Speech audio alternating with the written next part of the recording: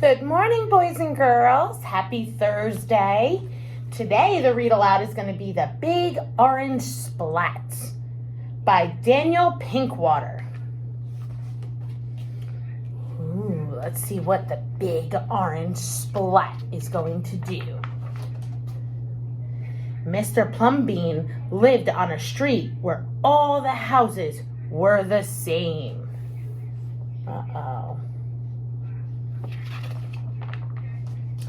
He liked it that way. So did everyone else on Mr. Plumbean's street. This is a neat street, they would say. Then one day,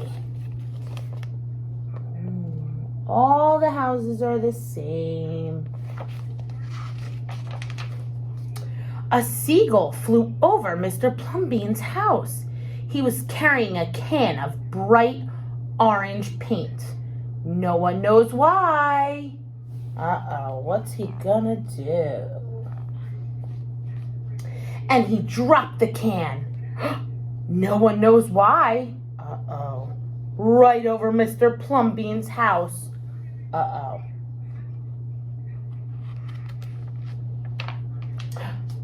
It made a big orange splat on Mr. Plumbean's house.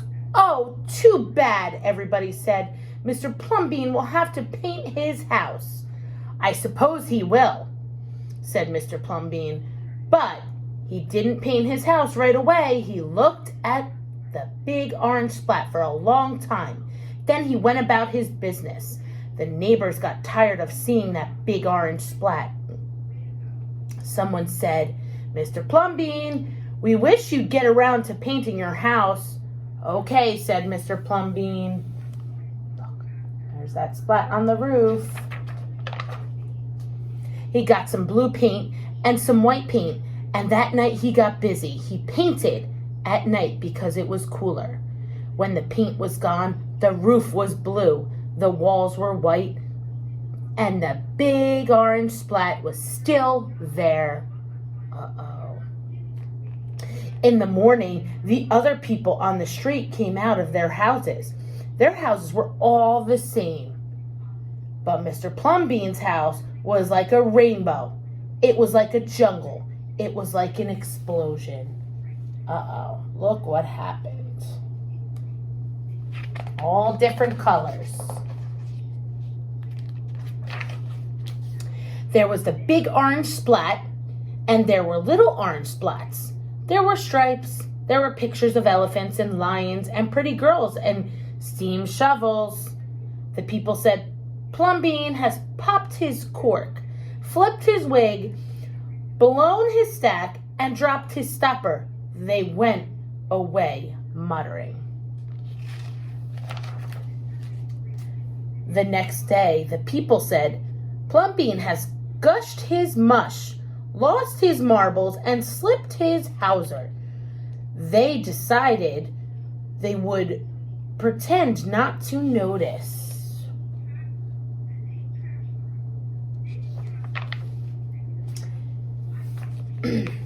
That very night, Mr. Plumbean got a truck full of green things.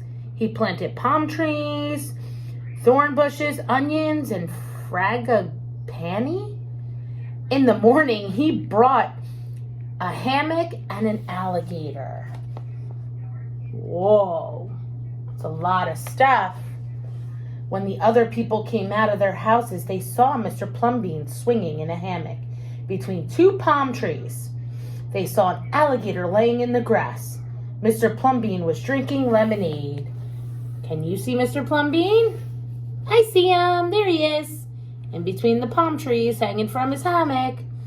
Where's that alligator? He's on the grass, hiding. Plumbean has gone too far. This used to be a neat street.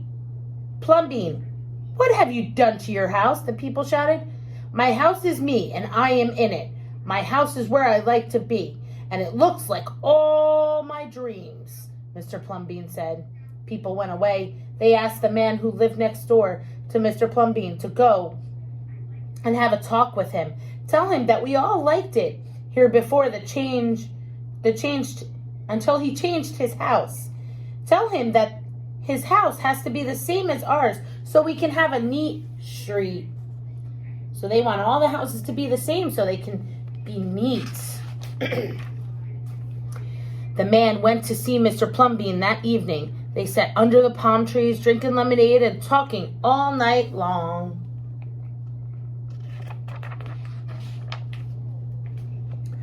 Early the next morning, the man went out to get lumber and rope and nails and paint. When the people came out of their houses, they saw a red and yellow ship next door to the house of Mr. Plumbean. What's going on?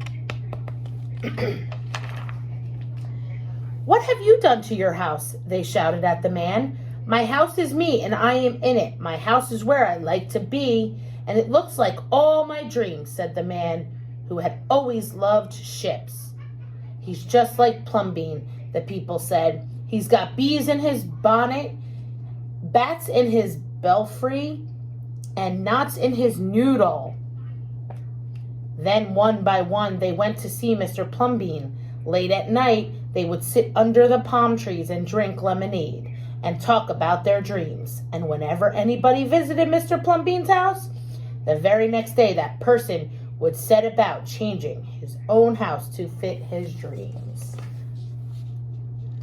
Some people live on boats, live in houses, in campers, in castles, in palaces. So cool. Look at all these different houses.